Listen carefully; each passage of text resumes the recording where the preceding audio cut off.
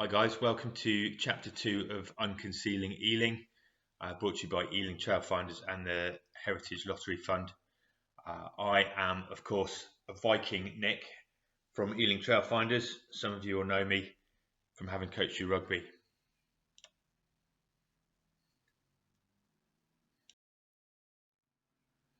So we're looking this week at the period 1900 to 1914. We're going to look particularly at the development of rugby football laws. We're going to look at the development of international rugby. We're going to look at rugby in the Olympics and what happened there. And we're obviously going to look at how Ealing Football Club were involved in their local community during that time. We're going to start with the development of laws of rugby football. We're going to look first at the scoring system. It's very different from today. So initially, a try didn't score you any points. All it did is mean that you had to go at scoring a goal, a try to score a goal, if you like. In 1891, they brought in a scoring points for tries. If you scored a try, you got points. If you converted the try, you got points. Any other goal meant that you got a different number of points.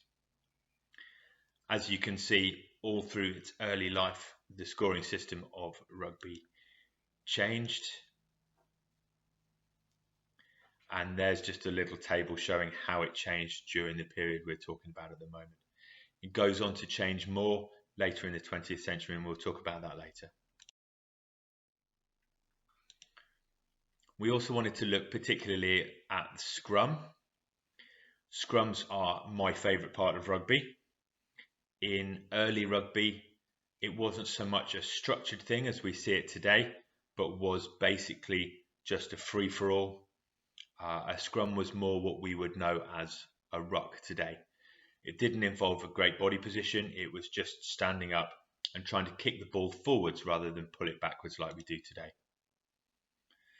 In 1903, the New Zealand rugby team changed the system and they brought in a bit of a formation which helped them to beat Australia. They brought in 2-3-2 formation. Nowadays we work a 3-2-3 formation. If you watch rugby, you'll see that. 1906, the forward pass was introduced in the United States, which is how American football is very different to rugby, particularly. And interestingly, Heisman, who was the guy that introduced that, now is the Heisman Trophy that college quarterbacks compete for.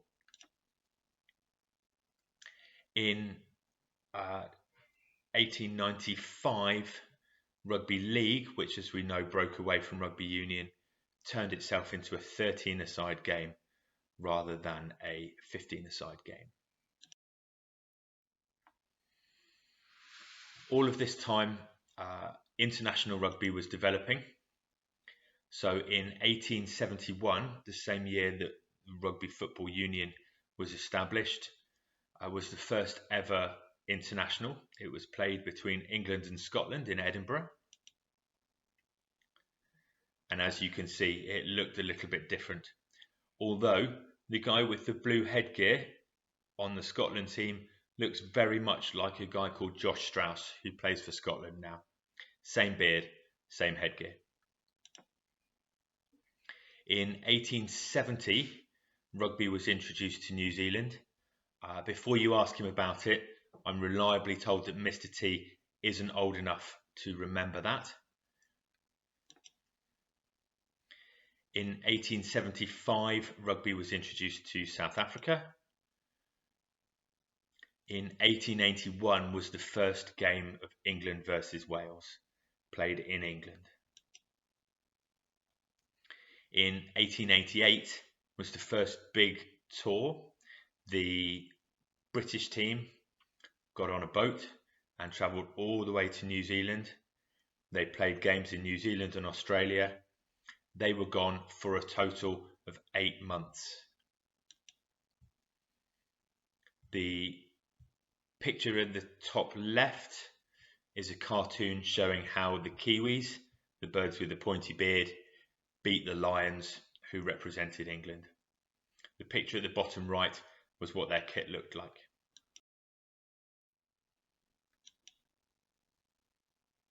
In 1905, the New Zealanders toured England for the first time.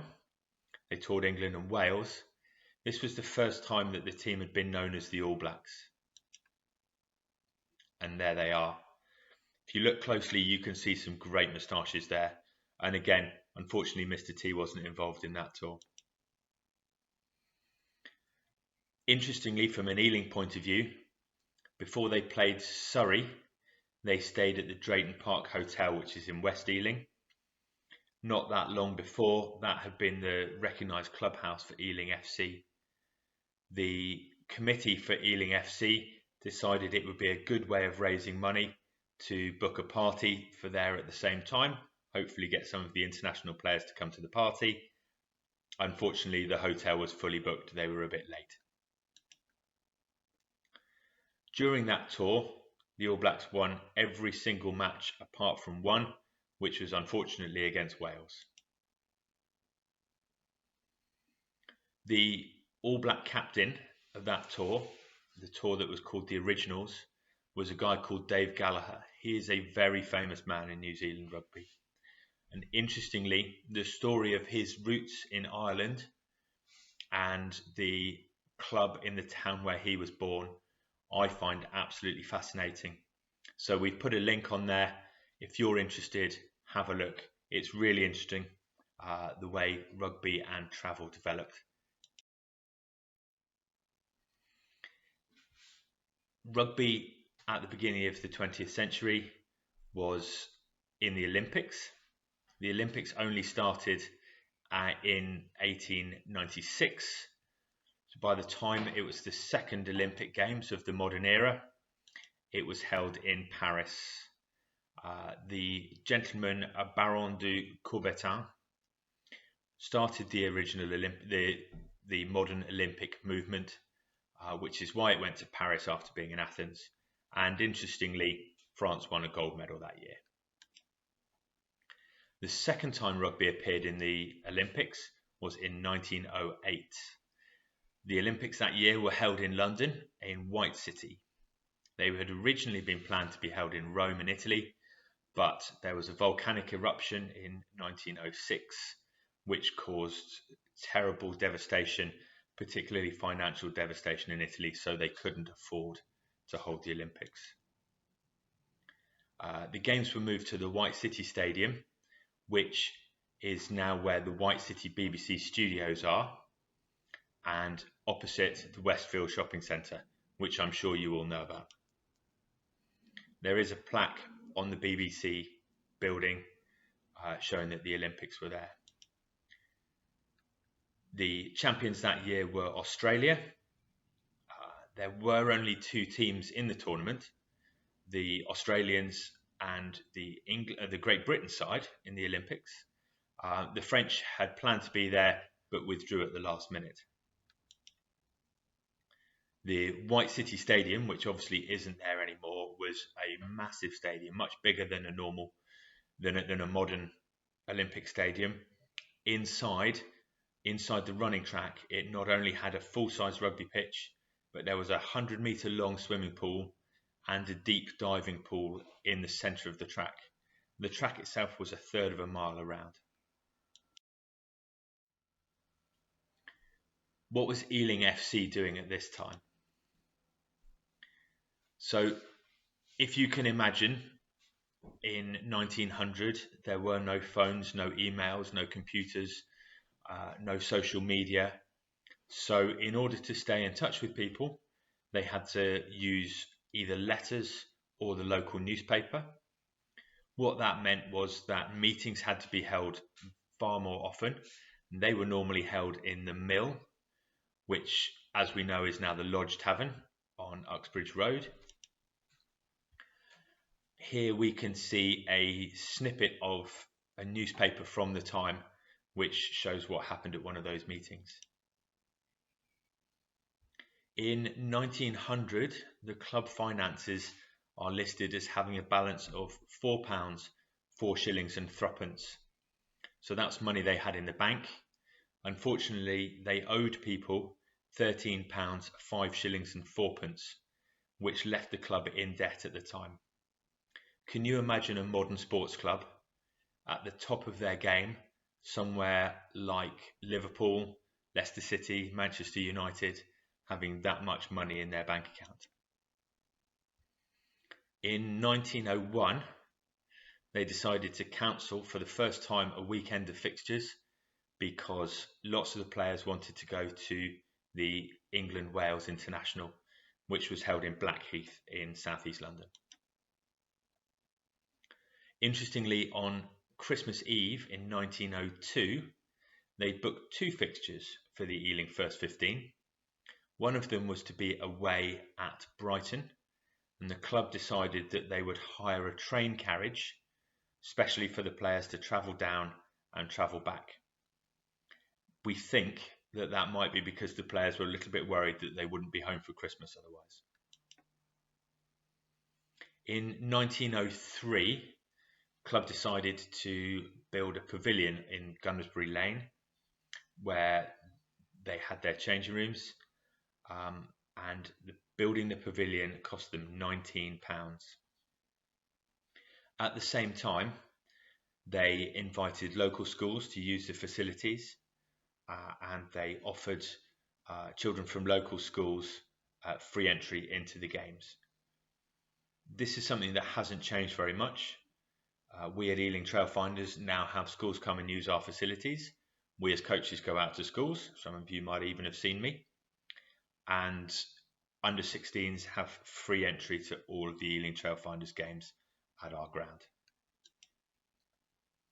In 1904, the club shed, which would have been next to the pavilion and stored all the stuff, was broken into, and 3 footballs, as they were called then, I might have called them rugby balls now, were taken. That was a big deal because they cost over £1 each. If you think that building the pavilion, the year before had only cost £19, for a ball to cost £1 was a massive loss. There were also other little thefts from the change rooms that year. And in 1913, there was a complaint about some poor behaviour from the players after a game. A gentleman from West Ealing lodged a complaint about some obscenity going on after the game. We won't even try to guess what that was. 1914 was a massive year in the world. Some of you will know that there was all sorts of trouble in Europe, particularly in what is known as the Balkan region, which is just north of Greece. It culminated in Archduke Franz Ferdinand, who was the heir to the Austro-Hungarian Empire, being shot along with his wife on June the 18th. As a result, on July the 28th, Austro-Hungary declared war on Serbia, and the tenuous peace between the great powers of Europe was collapsing. Within a week of that, Russia, Belgium, France and Great Britain had all lined up with Serbia against the Austro-Hungary and German empires, and as a result, what we know as World War I had begun. As a result of this, on the 14th of August 1914, the Honorary Secretary of Ealing FC wrote, remember, no phones, no emails, to all of the players. He sent them a prepaid postcard that read, "Dear Sir, in order that we may ascertain to what extent, if any, it may be necessary to revise the club's programme for the ensuing winter, will you kindly fill in the attached card and return to me at once. Reply, I shall, or I shall not, be able to play. I have joined the following branch of His Majesty's services." What this meant was the club needed to know how many of their players were going to be around, whether it was worth still having games that year, or whether the players were all going off to fight in the war. Of the 60 replies he received, 57 of them were going off to fight in the war. They put a poster up outside the ground at Drayton Green, right at the beginning of the war, and as you can see, it said that the season had been abandoned. In summary then, between 1900 and 1914, rugby was still a game very much in development. The laws of rugby football continue to develop even today in 2020. With travel around the world getting easier at the start of the 20th century, rugby was introduced to most parts of the world, with rugby superpowers such as New Zealand, South Africa and Australia discovering rugby. Do you know any New Zealanders who play rugby? With the modern Olympics starting in 1896, it was a great time for sport, and rugby in the Olympics was a really good way of rugby to develop. In 1908, the Olympics were held only 20 minutes from the site of Ealing Fields High School. While the momentous events of the early 20th century were happening, Ealing FC were consolidating and trying to establish themselves as a successful rugby club and reacting to what was happening within their community. Ealing FC was effectively closed during the war years. The players will return to a very different world.